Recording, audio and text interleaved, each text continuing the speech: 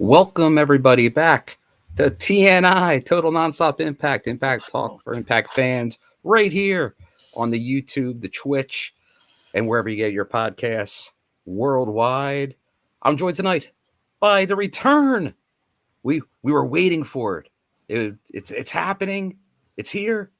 Alicia BKK, she's back. Welcome back, Alicia. Thanks much to everyone's disappointment. After going solo on Tuesday, it's like I need other people here. We can't be just doing solo shows. So good to see you back. I know that for anybody wondering, J-Bone is feeling better, but he had something some stuff come up that he could not be on tonight. So good news is, like, you'll be seeing J-Bone soon enough. But it's good that we have two members of the TNI fam here tonight. East Coast speed run. Yes, and as Critical Sting says, this is unusually early. It is, but if you know your TNI history, it is not necessarily, because there was a time where we usually went on around this amount, trying to kind of do like more of like a rate immediate post show. So there was a time for that. A lot of times it is later, just because of schedules and all that. But the East Coasters, we can do it. Before I let too much time go by, I do want to recognize, before we started, a super chat here from the good Dr. Gerbs. $20. Thank you very much, sir. Have a good show now. It's Madvocat. Check out Stark Sands, Citrus Sweet Florals, Tropical Fruits, the new hair oil body butter shampoo, and body wash scent of Pizza Cat Jr., i.e. Billy Starks. Support small business. Well, old cats, bye. Well, thank you, Dr. Gerbs. We appreciate it. Does the body wash smell like pizza?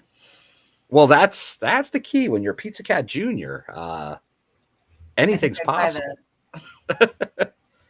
Although it seems very fruity. So a pineapple. Oh, okay. Maybe some pineapple pizza. I'm down with that.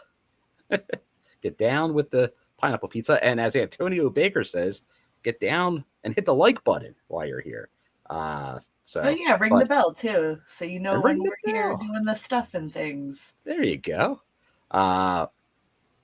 Obviously, got a big show tonight as we're heading into Rebellion, right around the corner. We got the next loop of tapings outside of Kansas City happening this weekend. And then obviously we're still coming off the big news from Tuesday. A lot of changes. Obviously, a lot of the TNI fam, once again, breaking news, unadvertised, went live on short notice on Tuesday night. Did get a lot of the fam in there, which was great to see. So I know I gave my opinion on kind of what was going on with a lot of things. Obviously, just to reiterate for anybody that didn't join us or is not already heard, a number of behind-the-scenes individuals were let go from Anthem and TNA on Tuesday. We do have some follow-up, because Gail Kim posted on our Instagram today a response, because obviously that was the headline name. But both, obviously, Gail Kim, who had a very large role in the company. I always say she's on my Mount Rushmore of TNA, regardless of knockouts or not. So definitely, I think that's obviously a big loss for the company, for sure. But I think we all know there's been a lot of changes. Obviously, Scott D'Amore, and a lot of changes over these last couple of years. And you see the company's growing. Like, they're trying to grow, they're trying to expand, and it's obviously they're making moves that they think will help improve that. We'll wait and see if that happens. Like, so far, based on a lot of changes, like, they have been increasing and growing. Will these all work out? We'll see. I wish everybody the best, because I'm obviously with Gail. I'm sure she'll easily, and we'll get to her statement. She's saying definitely staying in the business, so I'm sure that will not be an issue for her. But obviously the company has other ideas on where they want to go. But Alicia, before we get too much into it, what were your initial thoughts when you heard this and reaction to the changes? And obviously, besides Gail Kim, the current head of creative, the good Dr. Ariel Scherner, he also in these changes was let go, along with some other names we'll reiterate. But those were the big takeaways, not downplaying anybody, because a lot of other people had big roles too. For sure. The head of creative and Gail Kim, who obviously had a big part behind the scenes. Gail Kim is synonymous with TNA, so big deal. Boo, tomatoes, tomatoes, boo, tomatoes, tomatoes, tomatoes. You're getting the tomatoes out, which nah, not fair. Cool. Not cool. Let me get tomatoes in the chats, bro. Oh, the old tomatoes, and not you're saying not the good tomatoes, not the rotten tomatoes. For to throw them at people. Come on now. Yes, throw cabbage. Throw all kinds of all the rotten vegetables. Put them to good use. Oh, squish the tomato before you throw it, though. Be merciful. There you go. Be kind. Be kind. So just double checking here. I want to keep up on the chat. Hey, Aaron Jack. Always like seeing the UK crew in here. Being from England, having this review an hour early is amazing with the time difference. Well, I'm glad we are helping to accommodate. Also, us on the East Coast, this is better for us, especially someone that's going to be on the road very early in the morning. I can use that. But we'll just reiterate real quick for those that did not see Tuesday. So pretty much there was an internal memo issued on Tuesday by TNA President Carlos Silva to the staff. I know, like, pretty much if you look around, it's out there. The actual, because I don't think I read the official memo that leaked out, but I will right now. Might as well not go dirt sheet style and go more accurately in what was specifically said, because I know it's been put out there quite a few times. Let's see, I had it up a second ago, but obviously everyone is talking about the news still. It has not slowed down. And let me just get this one here. Okay, so here's kind of just the highlights of it. Obviously, I mentioned Ariel Scherner, who is currently the executive producer of TNA and head of creative. He was let go, along with now taking his place. Hunter Johnston, who's known as Delirious, obviously, is now heading creative. And Tommy Dreamer still remaining on creative as well. And now Tommy Dreamer will be heading talent relations, because that's what Gail Kim was currently doing, as well as producing. But obviously Gail Kim let go, and that's obviously the shocker, the one that really got everybody talking. Rob Klingman, who was brought in not that long ago, I guess about a year ago, as chief revenue officer. Michael Shuchenko, who will be exiting the digital department at the end of April. And then also other people in some different roles, Karen Cleavitt, Romy Glazer, who you've seen a lot on social media, doing a lot of promotion for the shows. Sebastian Destrani, who was, I believe, from Smash, also no longer. And then Raphael Morphy, who the name had been coming up because he had been like consulting, showing up. I mentioned on Tuesday, pretty much seeing him from like Montreal last year at Slammiversary. Not at all events, but at like the bigger events, like the big live gate events, to help with those shows.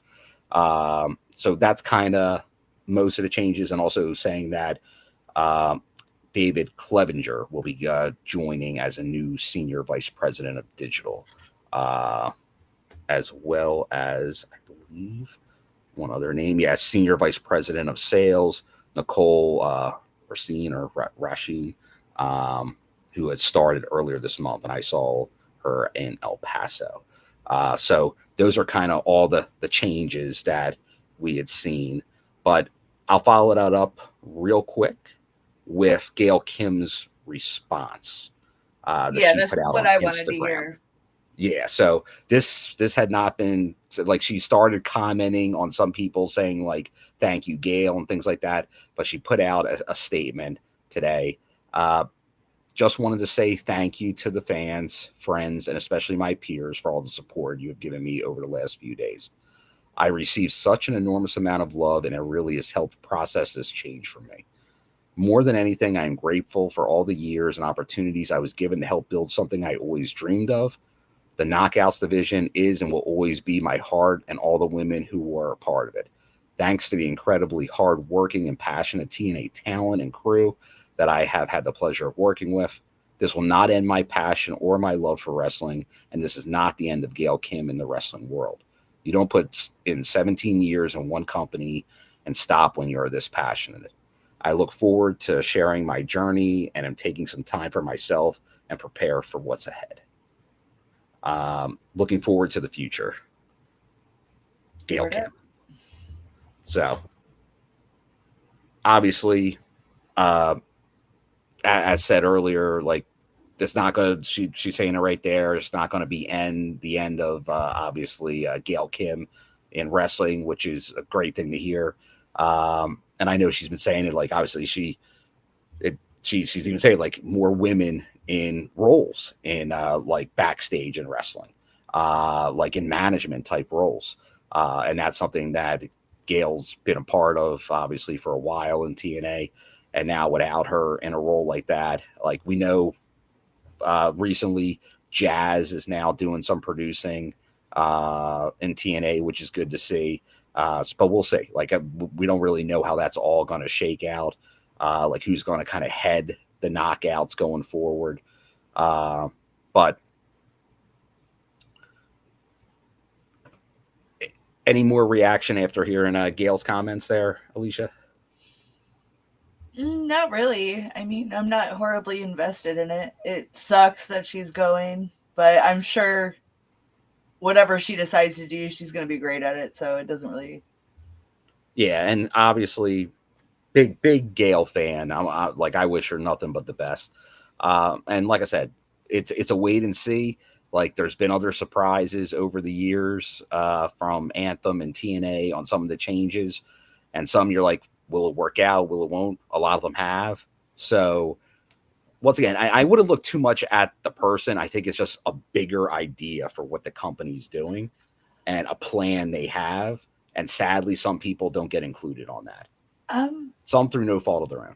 that's just wrestling. That's the That's business. just That's wrestling. It changes. promotions. Like Yeah, people you don't think will ever leave. leave. Like that's either through their own or the company pushes them out when they don't think Mhm. they're a fit for whatever reason. Yeah. And sadly, that appears to be the case. And I do know, like, and I was telling Alicia before the show, I knew there was going to be some talk on because there is definitely all kinds of rumblings, and we heard the same thing when Scott D'Amore was let go, and there was a lot of conjecture on what happened, and it feels like that's kind of now taken the turn on some of the people out there are Mhm. saying, oh, like there was power struggles, creative, and That's the I'm business, sure, baby. yeah, and I'm sure there's parts of that where, hey, I wanted to try to do something, I couldn't get it through, but that happens all the time. And I know some of the dirt sheets that you can kind of see some agendas going, and some due to maybe that's their contact and where they were getting leaks from, um, and now they're not, so they're upset. And then some other people, I think, and we do it here at times. Like if there's some obvious tea leaves that like, hey, well, oh, all right, well, maybe that looks like this could happen or that could. But some of the stuff, if you're talking backstage power grabs without knowing anything official, I'm not gonna feed into that because I have Yeah. no reason to believe that actually happened. To Well, it's paint like, anybody in negative lights. yeah, it's like people always want to claim that stuff, but never want to drop names. Like, and so it's like hearsay. Yeah, like until like Yeah, if one of inadmissible, the people, bro. yeah, like if one of those people, just like when Scott came, like if he were to say, "Oh, this is exactly what happened," which he kind of did, and clear that up. If Gail, if Ariel, like if any of these people say anything more specific, then that's fine. But yeah, I wouldn't go too much more. So like I said, like when the dirt sheets came out, Mike Johnson for PW Insider, we will go there for sure because he like I think he just gets some straight stuff from people there that they want out, doesn't turn it into any type of editorial the type news. He just kind of puts it out there. I think a lot of the other ones take the bits they get from those leaks and twist it into a story. They make So it I into wouldn't. drama. It's all about Well, the that's it's all drama. about The clicks. It's all drama about sells on the clicks. social media. Yeah, Gotta clicks get the and the likes and breaking paywalls. news. Yeah, so I've said it time I and don't time again. like that. Breaking news is unreliable.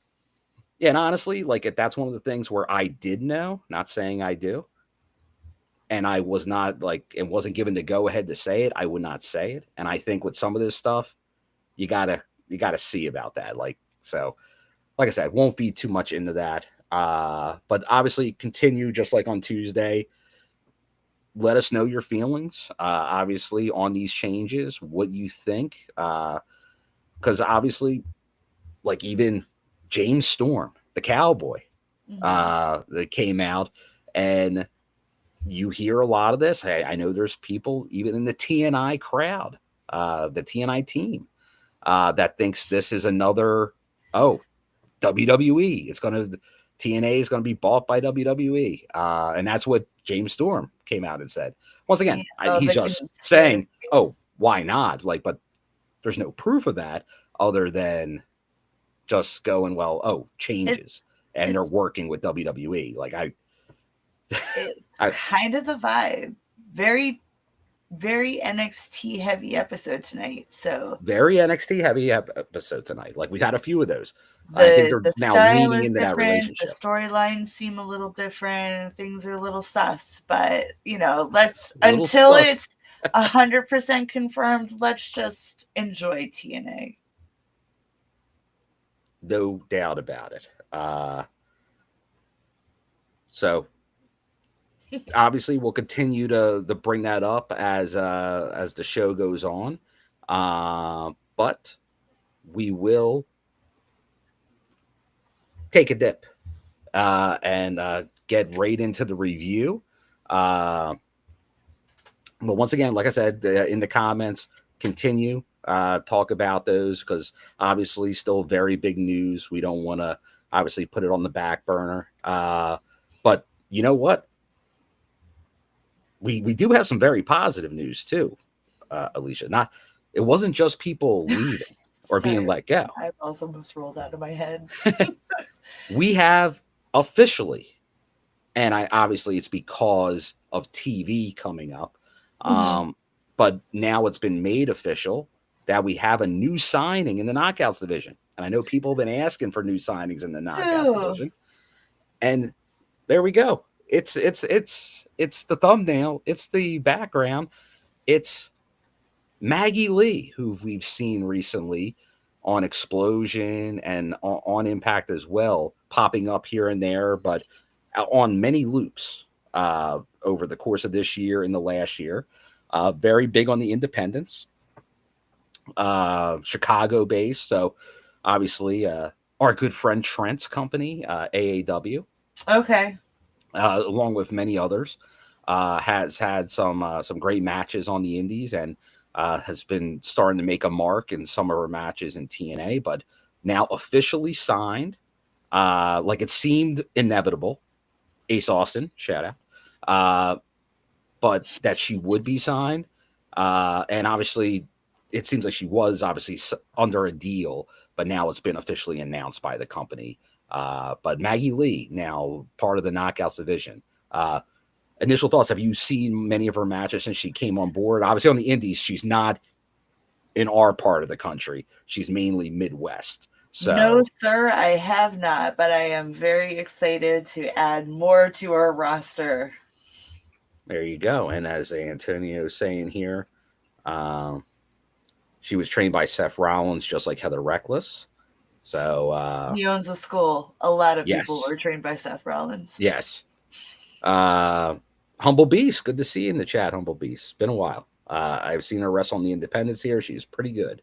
Love it. So yeah, a lot of stuff. Gary, got a cool look. Great addition. Yes, for sure. And I'll tell you this, Antonio, she's from Iowa and 20 years old, same age as Leon. So another young, smart.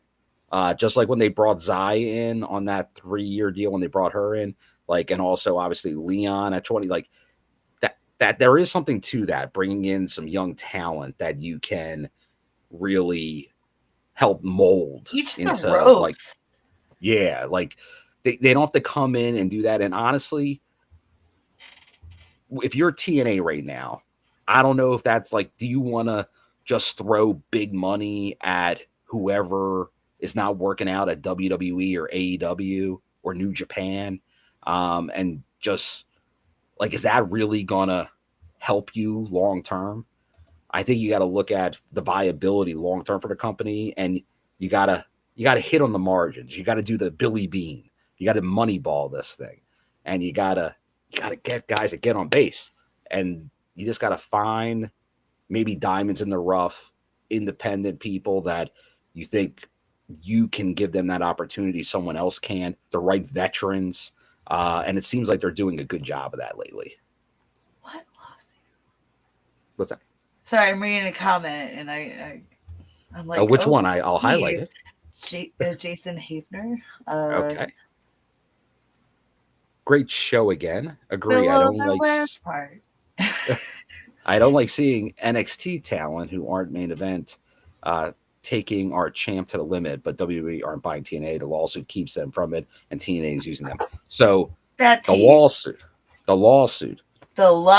What's this? Well, we did talk about this on Tuesday. There's almost like an anti-monopoly thing with WWE. TKO cannot own multiple wrestling, and so they can have partnerships. They can't own. So technically, there really isn't a way that they could even own TNA. So that killed all the rumors. Okay, good to know. But they're trying to backdoor that as an idea where, they're wink, wink, really owning, sort of like old WCW and ECW, like at times where it's like, I don't think legally anybody can pull that shit anymore. I don't think they can either. Do you know how many lawyers are involved? Wait for the day that they can buy it, which might be like, once again, you're talking years down the line of that potential, and then they'll just make it official then. But once again, so there's a lot. All right, yeah, there's a lot of rabbit holes to go down on this stuff. It's not happening. They're not buying. Like, you never say never in wrestling. Like, if you're telling me 5 years, 10 years from now, something happens, Anthem wants out of the wrestling business or something, and then it spins off into some version of WWE. But would it really today? Because the tape library doesn't matter like it used to, because there isn't really a WWE network anymore. It would more be like how Evolve, like you saw, like Gabe went over there, and now it's like, but they didn't buy Evolve, like it just kind of merged in there at some point.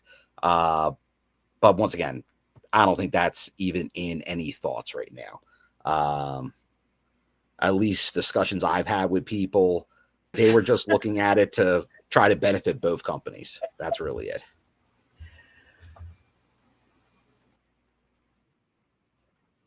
Yes. Oh, she vanished.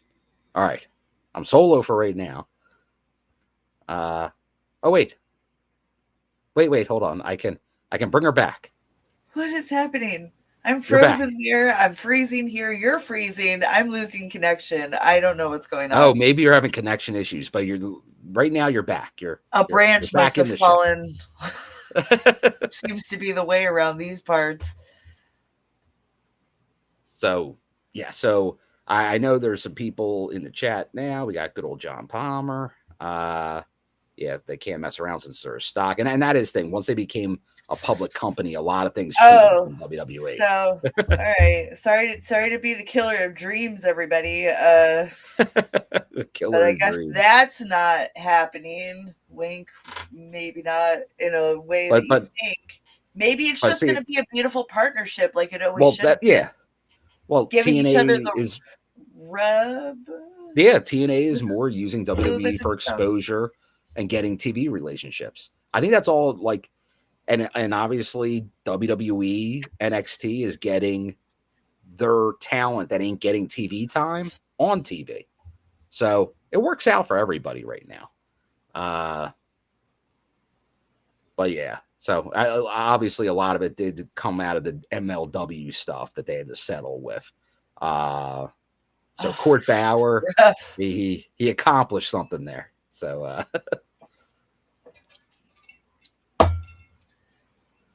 so on that note, there is one other piece of news I do want to bring up real quick because it is very good news. We always like we love the good news, and that was the benefit for Bay that FSW did. Nice. Okay.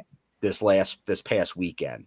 And that obviously all the companies were working together. There were TNA roster members, there were AEW roster members, there were even WWE roster member, like Karrion Kross, who was big out there, and then obviously like Hammerstone, formerly of here, because they were all FSW Vegas guys, and Ace Austin. They had the show, but then at the end, Chris Bay comes out, entrance, walks down, walks into the ring, give some words to the fans in attendance and watching. But definitely emotional stuff going on there.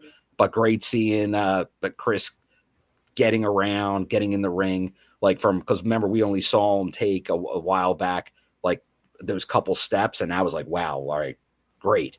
But now he's walking, like he is walking. So like he's getting there. So he's putting in all that work. He's getting the support from everybody. And it's great to see. So just wanted to shout that out.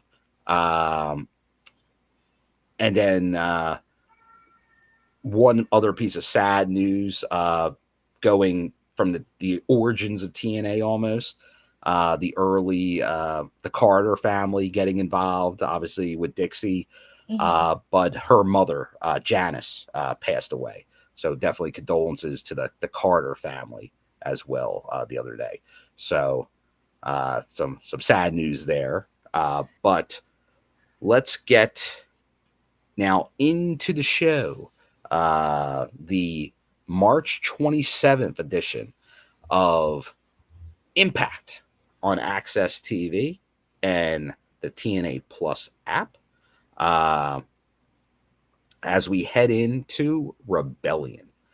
So let's kick it off. 30 minutes to cover everything else.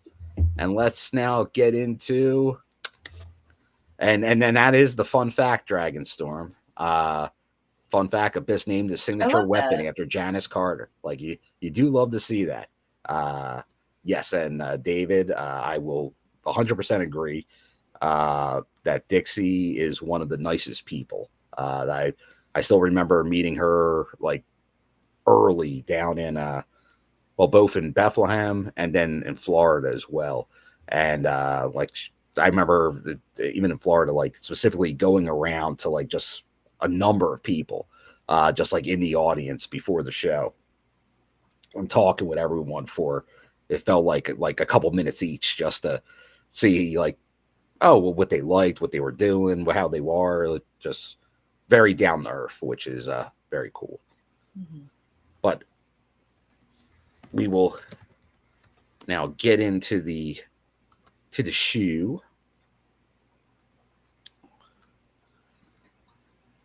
Just bring up my notes here. All right. Okay, so starting out in the ring after we get our cold open with the Elegance brand, Heather and Ash by Elegance with the personal concierge, the Iceman. The feeding as you while facing, as you mentioned earlier, in a heavy NXT show, the team of Gigi Dolin and Tatum Paxley. Yeah, but it's Tatum Paxley. And obviously we had... What's that? Oh, it's Tatum Paxley, though, so, like, who cares? Well, she's the exception. She's the exception. Yes. Well, and then obviously we had teams, because last week we had that big kerfuffle in the ring where we had all these teams from NXT, and then obviously Spitfire, all in the ring, and then Santino had to sort it out, and Ariana Grace, who we have on commentary here, had to get involved because it featured these NXT teams, so they showed them in the back, just watching on the monitors. But what were your thoughts on this opening contest? And your thought of seeing... obviously, the return of Tatum Paxley and Gigi Dolin, who I know a lot of people early in this partnership were Priscilla Kelly. Priscilla Kelly. That's correct. Kelly. The formerly known as. Priscilla Kelly. Anyway, no, this was fun opener. Of course, it's the Elegance brand, so you're always going to get a little bit of comedy mixed in with that heap. So I love it. I think it was a fun way to start it. I am, though, going to say, though, how dare you feature cake in a segment and not hand it out? What a waste. I was even thinking, like, if I was in the crowd, like Bill, I would have asked for some cake. And then I would have cried when they smashed it in Ash's face. And the cake is in the name, bro. Like... And going back from some of the olden times of TNA, like some of the food fight type segments, like where there was the turkey episode, like I definitely have had food. Well, it wasn't that long ago. Speaking of Ash by Elegance, I definitely had some champagne on me from a ringside segment. So I thought for a moment, because the cake was pretty close. Although I know Ariana Grace was saying she wanted a piece of cake during that. Like, remember, that was an expensive cake, $5,000 cake. It's a sheet cake. It's like a fucking $20 sheet cake from. Let's not knock a good sheet cake. Hey, that's the best cake. But she got her piece of cake. She did grab. She when she was leaving, she made sure to grab some. So she said it was good. There were some people in the audience, maybe myself included, that were asking for some cake, but we were denied cake. You should always know if you see cake denied near a wrestling ring, it's not going to make it to the crowd. Well, I mean, it will, but just not the way you want. Although I will say I went to a local wrestling show in Jersey once, and they were providing cake after it. So that was for the crowd. That was great. I love that. I feel like I've had that too. Which one? It was a sheet cake with buttercream frosting. Oh, you can't go wrong. No, I think this was the same. I feel like most sheet cakes have buttercream icing. It's the standard, yeah. Yeah. So that's your baking baking with the TNI show. That's the most of my cake knowledge right there. I'm never gonna ignore cake. So, but obviously the chat, we got like Critical Stig saying that kayfabe daddy, that cake lasted a lot longer than it should have. It did That's why I surprise had me hope. that it made it through the match I had unscathed. hope. That the beefcakes were able to hold it down that whole time. So you had cakes, you had beefcakes, a lot of cake talk in this opener. Kudos to Tom Hannafin for dropping multiple Zach Wentz references during this match. A little tongue in cheek with the misses showing up, and that's what I was gonna say. Like, oh, I wonder why. It's because they're married. If you know, right? you They know. got married, or are they engaged? I believe they did officially get married. Okay. I believe so. Well, I may be wrong, but I believe. If not, they're at least engaged. But I thought I heard at one point they got married. But I don't pay super attention to the personal dealings of most of the people there. So, but I believe so. I'm sure somebody else in the chat will know that for sure. Well, congratulations to Love. That is what is victorious here. Yeah. So, but not victorious in our match tonight. No, but I mean, she did kind of win. Well, they smashed. She won after the match. They both won after the match. Well, Ash had to make her wish. We've been waiting for her to make her wish. What, for her birthday? But yeah, well, for her 3 victory. Weeks later. Oh, her victory. What do you? Oh, you know what? It's Ash by Elegance. I'll just let it slide. The pre-show news. Was there more pre-show news than the pre-show news we already gave? I think you missed the pre-show news, buddy. Little late. Oh, yes. Oh, sorry about that. Okay, no, we did fuck up. All right. The pre-show news. The pre-show news. But you're right. Pre-show news we're going with. And that is the system.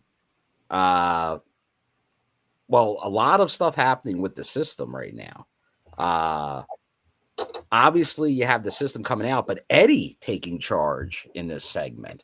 And Eddie putting pretty much the system on notice that they've been losing a lot lately. Other than Moose, no titles. There are a lot of titles in this group. They're not happening anymore. So he's putting them on notice here, and he honestly, like, he's matchmaking, because at Rebellion, he's putting the champ on notice, because Moose now has to defend his title in an Ultimate X match, coming off his X Division title match victory over Jeff Hardy, and many consider it a shocker. He now has to defend an Ultimate X, which is maybe the toughest match to retain a title in TNA. Because everybody's gunning against you, and I think most would say this is not the match style that would fit Moose normally. So that's now, but thank you, Aaron, about that. You're right. I went right from the news and right into my match notes. So yes, so we did obviously start with this, and so once again, thoughts on this. The thoughts on the system. At first, it felt like, was Eddie gonna like just leave the system there? Was he kind of calling it out, like, I'm out of here? Old Eddie, now's the time. And then he was gonna be leaving the system, but with all the new merch they're dropping, that was not the case. It's more he's like a refocused reset with the system. But then obviously announcing that Moose has to go into this Ultimate X match. Mm-hmm. Well, So I mean, he's the X Division champion, and so you want to hold that got to title, prove yourself. you gotta Got to do the prove Ultimate yourself. X. You got to do it. He did the ladder match. Now he's doing Ultimate X. Like, for people that kind of thought Moose is X Division champion, like he can't be an X Division champion. I think he's proven it to you. He's doing these things that you don't expect of him, but he's gonna show it. Now, will he retain it through this? Like, I know a lot of people are saying, well, maybe this is where Leon Slater gets put in this match and takes it. Someone mentioning in here, maybe someone from NXT.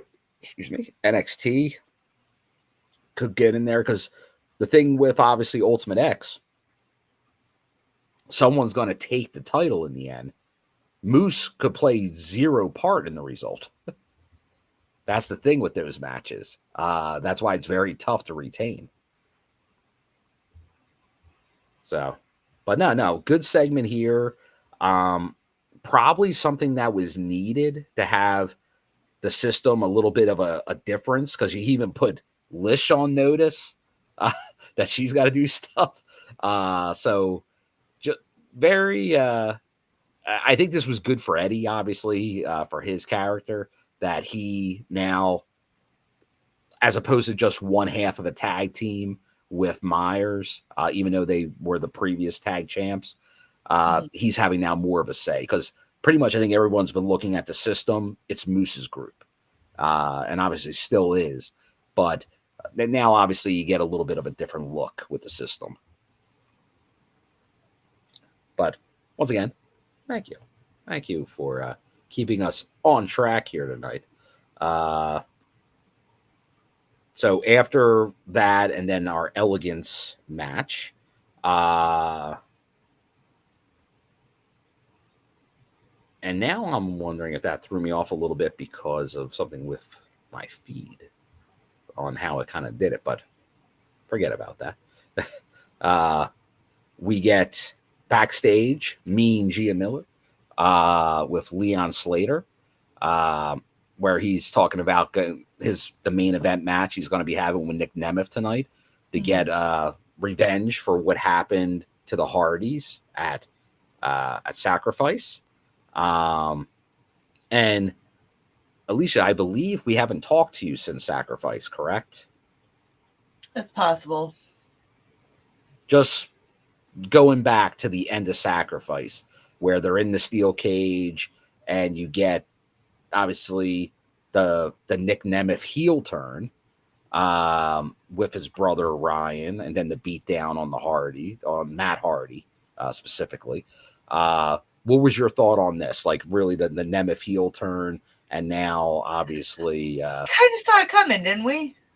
Yeah, like I was saying before I left, the least surprising thing. Acting sus, bro. The only thing I guess that's the surprise is, as of now, JBL has not played a part in it, and I'm sorry to think we'll never have a JBL ending. He walked in the wind, and the wind just kept carrying him away. And it blew him away. Goodbye, JBL. Bye, JBL. We hardly knew you. It was swell, but he's like Frosty the Snowman. He leaves after the season. I don't know why he showed up, but hey, wrestling, right? Am I right? Gary, Eddie is tired of losing without actually losing. Yeah, like good old Eddie. Yeah, it was definitely predictable that the heel change was happening. Well, so we'll get into it a little later, but I think we're going to have the same discussion about another recent big signing of TNA's, and that's Elijah with possible heel turnage. But we'll get into that later.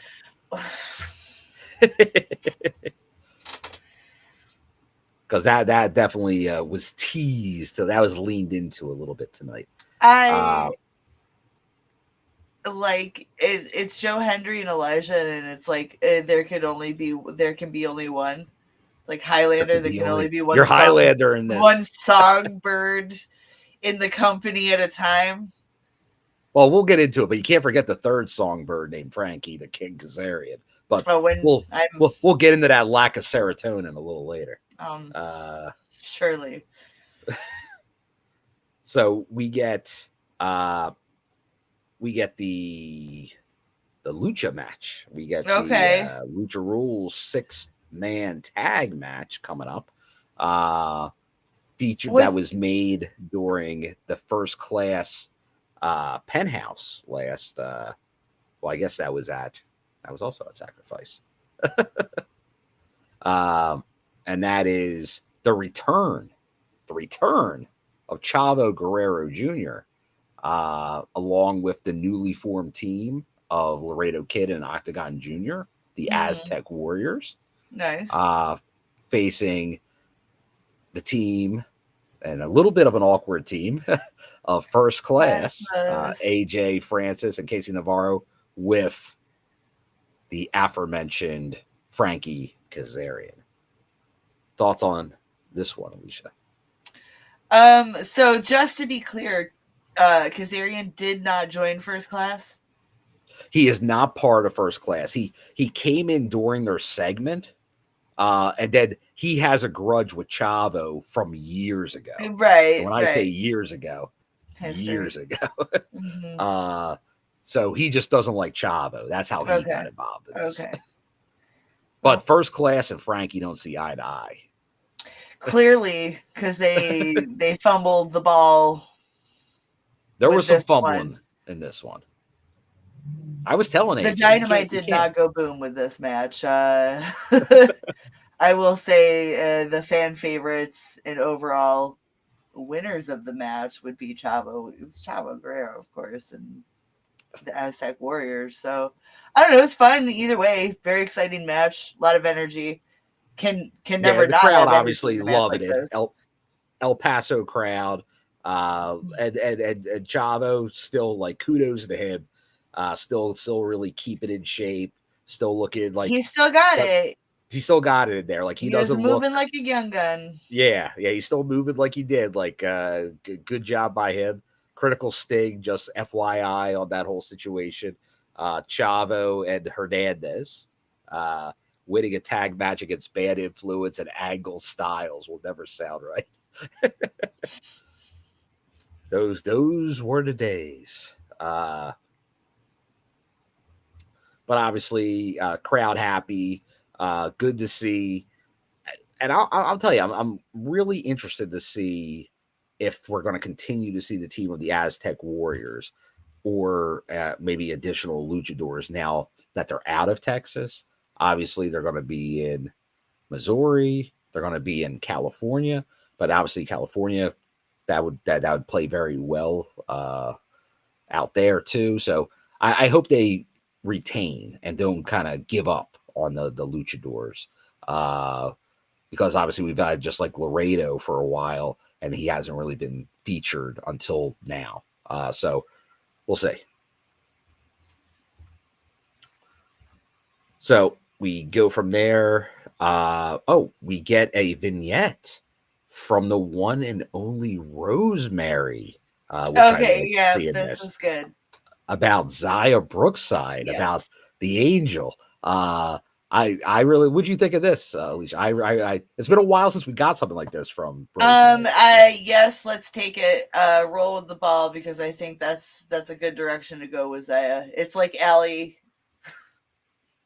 Yeah. And I think it's something that was needed feud wise for both of them, I think, coming out of this. Because obviously we got the build up to the Rosemary title shot, and then like she's kind of been around but not really engaged in something specific. And now obviously having her go with Zaya in a feud, I think is something, because we saw Zaya, I think her best has been with Ash. That was a long-standing feud with Ash, multiple matches. So if they can put something together with Rosemary, it's just like, obviously still Rosemary has that, like she, and I know kind of going back to the beginning with Gail, like if there's somebody like that next person, like there's a few people synonymous with knockouts in TNA, and Rosemary, I think you got to say, is that on the roster currently. Just like she's been there, she's done it all. And she's always been like, obviously with the Backstage, the Undead Realm, the promos, like that's her thing. Like she's the character. She's that character that not a lot of other knockouts have been. So that this can only, I would think, help Zaya as well going forward to help get her established in a feud with Rosemary. So looking forward to this. It's gonna make me give me a difficult time cheering. It feels like these matchups between some of my favorites wind up happening more and more often these days. So, but definitely looking forward to it. And let us know in the chat what you think of a feud Rosemary and Zaya Brookside. I think it'll be good for Zaya. Yeah, no, agreed. Now we get something that you normally see in ring, but it's backstage.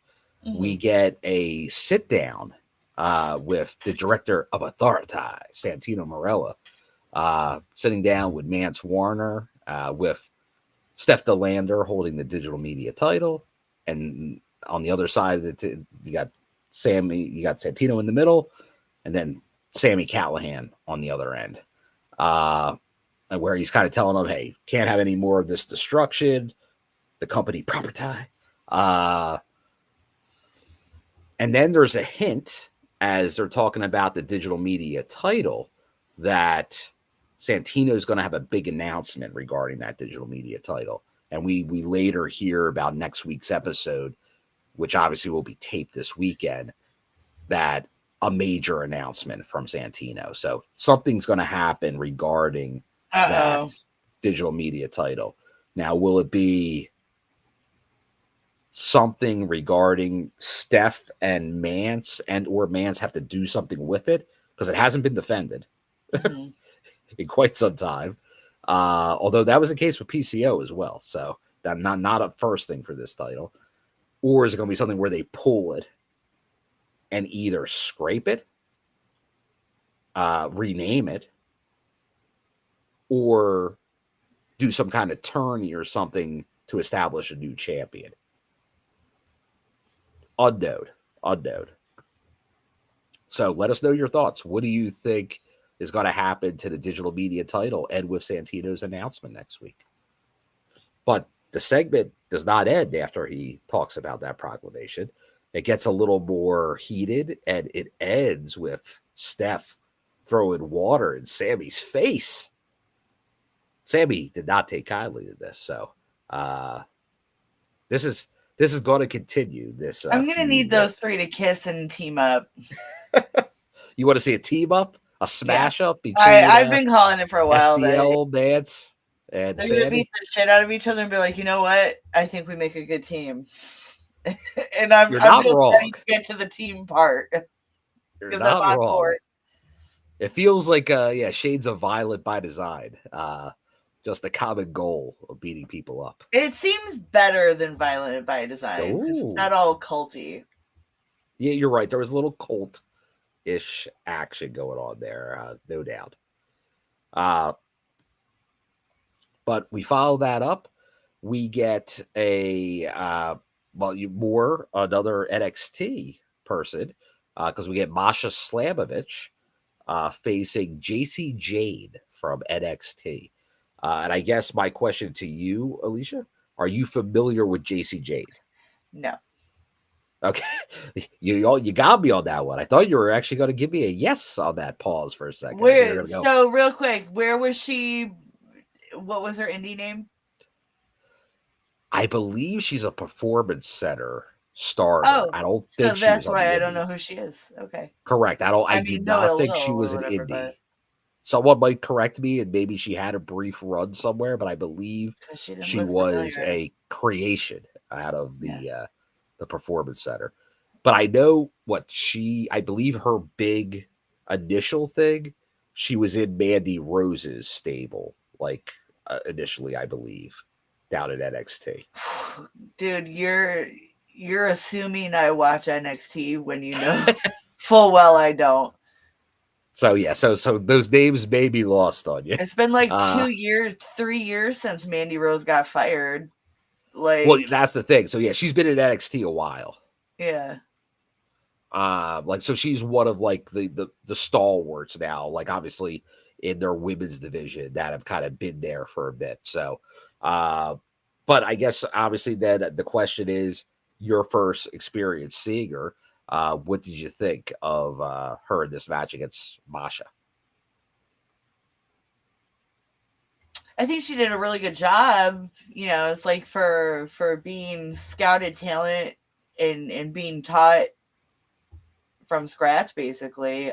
She pretty much held her own because Masha's a force to be reckoned with. So Now I'm guessing Avery Taylor. I don't know that's probably her name. I'll confirm that real quick. You're probably right, Mayor. let's do a little Google search. Little Google And maybe, schmoogle. like I said, if it's a someone that did do the indies but under another name, Because normally I can recognize them because I watch the indies, but then sometimes you hit me with these people and I'm like, where are they from? okay, so all right, so you know what? She was on the indies. Oh, She well, we're did assholes. shine and evolve. She did shine and evolve. So Two shows I did not watch. So although you know what, I think I know why I was not that familiar. Because I think she was just doing the Florida version of like Shine pretty much, and it was right before the pandemic, into the pandemic. Like she got signed in 2020, so it was like she started in 2018. So this is pretty recent. So they kind of like scouted her, I assume, pretty locally, and then brought her in pretty quick. They're like, all right, something we can work with. Oh, interesting comment from Gary here. Maybe the digital media title becomes an NXT TNA title. Oh, Some get type the of fuck out of here. combined You're title. fired. You get out of here right now, Gary. You're fired. Right now. Get the fuck out. No, I'm kidding. You don't have to, but get the fuck out. Well, honestly, Alicia, my thought right now, based on who's feuding for the Knockouts tag titles, and this past Tuesday, there was a segment with a whole bunch of the NXT women in the locker room, like kind of making, like, because they don't have tag belts in NXT, the women. It almost feels like the TNA tag, Knockouts tag belts, might be that cross promotional belt. Remember when we saw Wendy Chu and Rosemary? It makes sense, but I hate it. Like, I thought Rosemary and Wendy were going to win those tag knockout titles and bring them to both shows. Maybe it won't be. Maybe it'll be Elegance or one of these other NXT teams that will go back and forth. So, like, I get the reasoning regardless because WWE and TNA really needed to expand their women's tag division. It was getting really stale. Yeah, not many teams. I think time constraints are an issue, but there's not a lot of time to develop a lot of teams. You can't, I mean, when you have a limited roster, you can't really run a tag division when you have so few people. And then they were going through a phase where they had a lot of teams, and then it seemed like every time a team lost the belt, they left the company. So, it's like, this was necessary. I'm begrudgingly going to say this was necessary because it helps fill that void. It does, and it makes it more interesting. Because you could have an NXT team show up once or twice and go away. Yeah. And they've got a couple teams over there, I imagine, so it works out. So, they could easily give them TV time while not forcing TNA to have a bloated roster, if you will. So it's a fine line to walk, but it seems to be working out so far. But we will continue. Obviously, Masha did win this match with the snowplow. But after the match, Tessa. attacks jumping from the Masha. back. That's some pussy uh, shit. Sorry. Oh, excuse me. Sorry. but then obviously we got help from Zaya and Lee. But obviously we have Tessa and Jacy kind of walking out, looking very smug and happy with themselves. And we know next week it will be Masha, Zaya, and Lee against Tessa, Jacy, and a mystery partner. I'll assume it's somebody else from NXT, but I don't know that. Wow, you think? Okay. Wow. In a shocking revelation. But I would assume it's probably somebody connected with her NXT storylines, because I know she's part of the group down there. So I would assume maybe it's one of her partners. And Aaron did say this previously, and I don't think this is necessarily wrong. I think it's a... And let us know your thoughts, Alicia. That Tessa might be the conduit with NXT. Like, because all these women from NXT are getting involved in angles, and Tessa's kind of lurking. Well, Tessa keeps coming up and picking at their scraps. Well, because obviously she was doing it with Cora Jade, and now she's doing it with this Jacy girl. So, like, there's a pattern. So I don't think it's far off. It's a little conduit. Maybe she's gonna get a little faction going. Yeah. Well, no, I'll tell you, maybe not. Probably not. It'll be real interesting to see if at some point this results in Tessa even showing up for a couple appearances in NXT. Oh God, that's gonna chap so many people's asses, and I love it. Oh, it would. And like you think the heat she's getting at TNA crowds or something. Like, I don't know. Like, it's just one of those things, because like the internet crowd is so anti, but yet if she were to show up at some of these shows, you know the crowd would go nuts. Oh, yeah. So we were fans all along. Exactly. She only should have been here. You gotta love it. You know how it goes. Everybody hates until they don't. Travel willing? Yes, I will. So I'll be at the 7 show on Saturday. Ooh. Where's that at? New Jersey somewhere. New Jersey somewhere. I can't remember where. Stefan got the tickets. I'm like, oh, okay. Well, that's cool. Yeah. We get a vignette of Mike Santana going to New York after the matches he's had with Mustafa Ali. And I know there was an after on social media with Ali and his cabinet pretty much saying that he's done with Mike Santana. He has other things to do. So, not a shock. I figured after that last match, they're going to put this on the back stove for a little bit before they heat it up again. So, obviously not. It doesn't feel like this is going to Rebellion. It's probably going to then build up towards Slammiversary in New York. So, that's probably the next big... because it's still probably the biggest feud so far this year in the company. So we go from that. We get Eric Young, the leader of the Northern Armory, facing Ace Austin. Kept his music. Yeah, so they switch it. Obviously, it was Josh's music being used. Yeah, now it's Eric's the good music.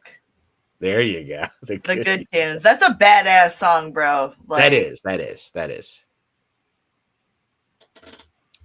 But what did you think of this? Ace Austin, EY, obviously his allies on the outside.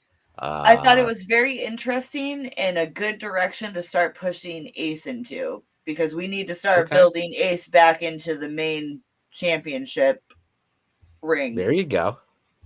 I agree. Like, you had him do some stuff with the Hardys, but then like Leon kind of took that role. but then you kind of got to Well, move he's on with the been rolling with the Rascals. Rascals and stuff. Rolling So, with like, the Rascals. he's getting his crew together and getting his but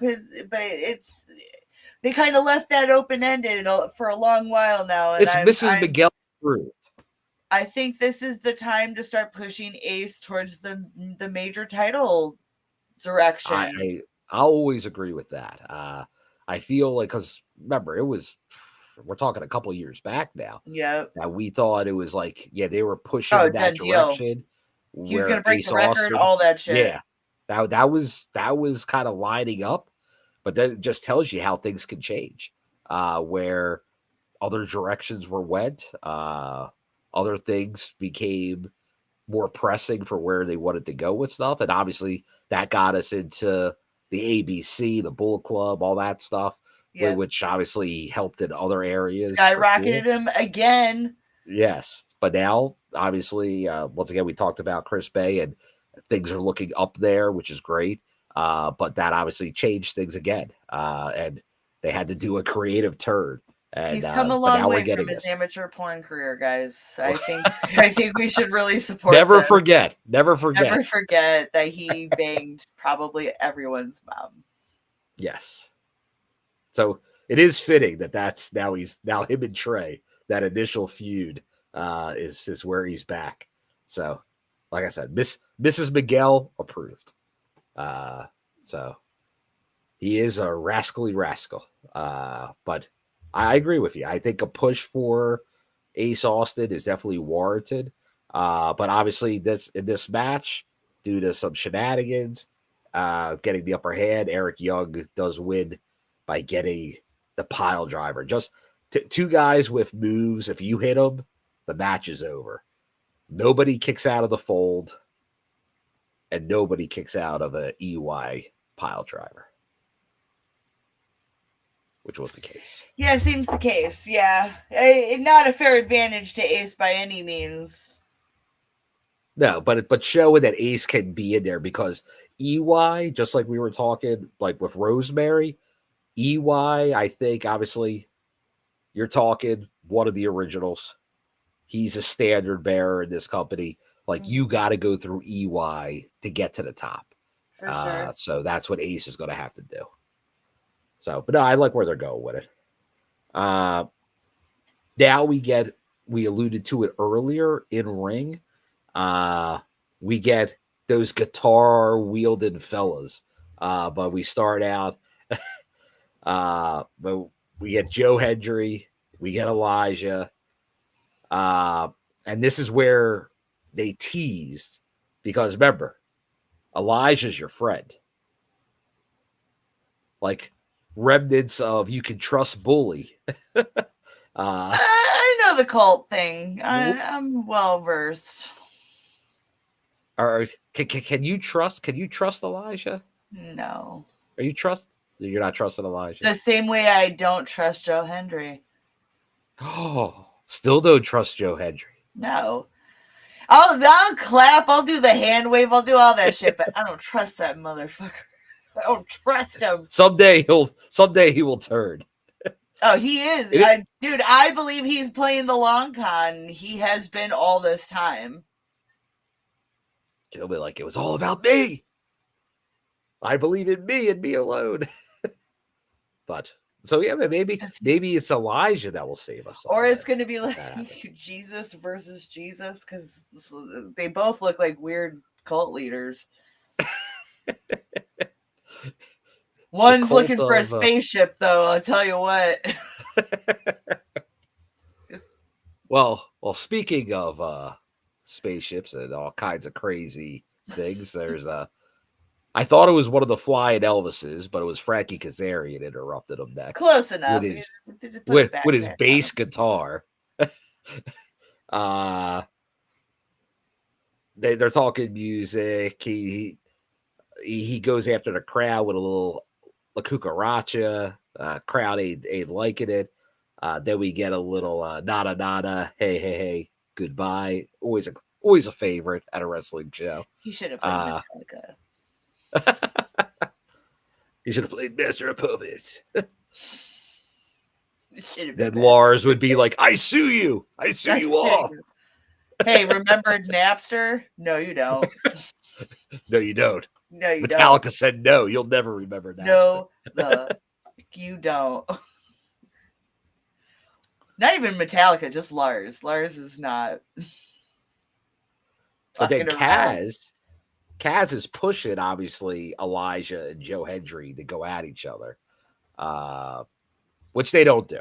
They're holding off on it, but it does feel like the yes, and we can't forget the Randy Newman classic, You Got a Friend in Me, from Toy Story. He does do a little Toy Story reference because he says that's Joe's favorite song.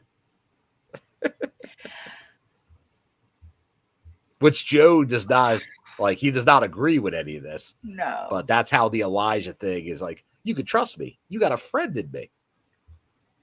That's why they have a song. That's immediately what I would be like, yeah, that's why I don't trust you. No person who's a true friend would say some shit like that. So not trusting. I'm trying to save your life, guys. I'm giving you real solid advice here. So no, but a good segment, kind of playing this up. But obviously Kaz still has the Gauntlet trophy, so he's going to cash in at some point. Will it be at his home turf of LA for Rebellion? We'll see. But now we're at main event time, Alicia. Main event time. Really? At 11:30 p.m.? What? Ludicrous. That's crazy talk. But we got, they gave time to this main event. The heel known as Nick Nemeth, against that young upstart, Leon Slater, who had the big moment at Sacrifice with the cage, going off the top of the cage. Did not do the ring walk. That will still belong to Elix Skipper. But once again, the push for Leon continues. Did not come out victorious here, but I thought he looked pretty good in defeat against, obviously, a great in-ring worker himself and Nick Nemeth. So I thought they did put on a pretty solid main event here. Thoughts there, Alicia, or? I brain farted. Oh, Jesus Christ. Let me look at my notes, which is really just pro wrestling. Give me a minute. I'm scrolling. Oh, no problem. Yeah, I mean, okay. Check it. Let me spit. All right. It was kind of predictable because while we all are big fans of Leon Slater, Nick Nemeth ain't going down like that. Not when he's on his brand new heel turn with his 80s metal heel turn with his little bro rocking in his corner. His big brother. Please don't. Because when you started going, it doesn't leave. It doesn't leave. It will stick there. It's like nails on a chalkboard when Ryan Nemeth says that. When Ryan Nemeth speaks. I love call them the bullshit brothers because they're ready to bullshit all this shit up. The BS boys. The BS boys. The best. Yes. Shout out to the BS boys. The Nemeth bros. Well, they say they're the best brother tag team in wrestling, ever. Critical Sting, right? Like I thought Tom had a banner night tonight, starting out from his stuff during the knockouts tag match to the main event. He was all over Ryan Nemeth in commentary. He was getting real aggressive with some of his words on commentary. I was like, Tom, what's gotten into you? Like, you don't pronounce. Tom was spicy Tom tonight. He was in rare. I don't know. I don't know how I feel about spicy Tom. My husband's like, why is he pronouncing words like? It's like it was some Vince McMahon ass shit. It's like what are you doing, Tom? Tom was having a good time tonight. He was enjoying himself. Yeah, Leon probably won't get a win until the Hardys are back in full form. In this particular rivalry. Unless, once again, we got to see what's going to happen now with this Ultimate X match. Yeah, that's. I think there's a lot of people thinking he might be in this, and I think most people think he's the heir apparent after Moose for the X Division title. So wouldn't that be some shit? Yeah, so we'll see. Well, that's the show, huh? That's the show. Yeah, Armin here saying I thought there was a chance Leon pulls the upset with it being in the main event spot, but then made sense once it led to the Nemeth and Hardys match announcement. Yeah. So yeah, that's gonna be a big match there. Nemeth and Hardys. Bros versus bros. That's going to have the build. I guess we could call this a family affair. A family affair, a bro down, if you will. A sibling rivalry. I think that's a little bit of all that. So I'm amazing. Get those tickets to Rebellion. Oh yeah, go watch that too. Yes, because the match graphic is out there. Hardys, Nemeth's TNA World Tag Team Championship on the line. So, no, definitely the card's building up with that and the Ultimate X with Moose. But no, should be the show's starting to come together. We know, obviously, the rest of it will be now coming together over the next few weeks out of these Missouri tapings. So a lot to look forward to as we head into Rebellion. And now I know we're talking on Tuesday with everybody. I don't think you'll see like much change from the people that were let go this week because all the stuff was already in motion. I think you're going to see that more months down the line because I'm sure plans were already fairly solid through Slammiversary. Mm-hmm. So it's probably going to be near BFG, really, where you might start seeing any major changes. But yeah, a lot happening, obviously, in the company as we head towards Rebellion.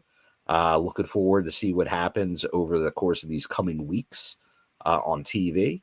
And no, it should be good. So looking forward to see a new market, a new crowd. Hopefully everybody turns out and brings the energy like El Paso did these last couple weeks. And it was great to have Alicia back here on the TNI show. You're and too hopefully, nice. Hopefully we'll be seeing J-Bone back. Hopefully for next Thursday. Maybe we'll have the full crowd, everyone back together for the first time in a while next Thursday. So fingers crossed.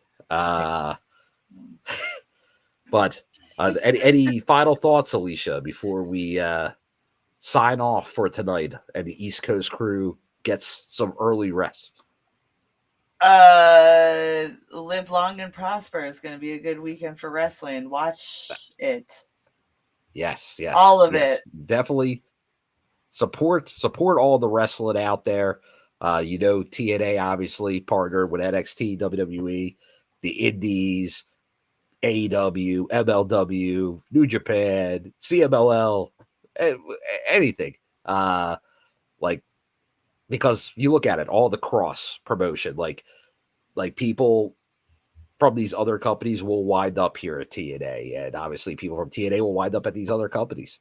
Because I don't know if you heard it, NWA is coming back to the 2300 Arena, Alicia, in May with the Crockett Cup main event will be Tom Latimer, NWA champ, defending against War Machine Rhino. Wait, what is this for Battlegrounds? No, NWA. Oh, It's coming back. I don't watch that shit. I'm going for Battleground though. I'll be at Battleground In May 31st. May, yeah, I'll be at Battleground. Casey Navarro, some others will be there. But Jinder Mahal, bro. Oh, that's an interesting name still out there that hasn't turned up. It almost feels like Elijah. Like he was out there a while. Why isn't he showing up anywhere? It feels like he's the next one, Jinder. Because especially with that India deal, that Sony 6 out there, that feels like that's a guy you bring in if you want that deal. Like that could only help, I would imagine. For sure. So that's a name to keep an eye on of maybe showing up at some point here in TNA. I could see that.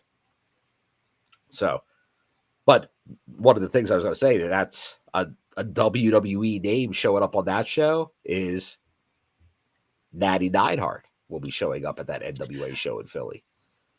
I saw that.